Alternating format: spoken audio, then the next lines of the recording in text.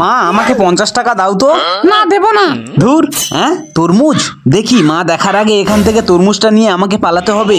তো বন্ধুরা আজকের এই তরমুজ দিয়ে তোমাদের একটা সুন্দর জুস বানিয়ে দেখাবো আমি তোমাদেরকে। হ্যাঁ আমার তরমুজ কে নিয়ে গেল, নিশ্চয়ই সোহেল নিয়ে পালিয়েছে। দাদা তুই তরমুজ দিয়ে কি বানাচ্ছিস আমাকে বল না রে। তোকে সব বলতে হবে নাকি? হ্যাঁ তুই এখান থেকে পালা।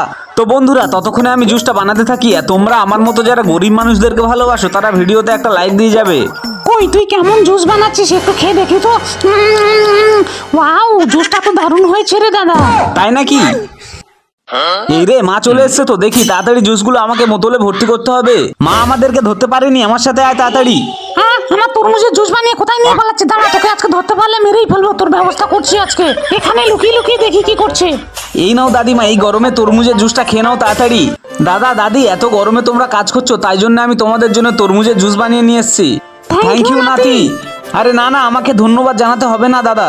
এবার এগুলো আমাদের কাছে দাও, তোমরা একটু আরাম করো, আমরা কাজ করছি তোমাদের বদলে।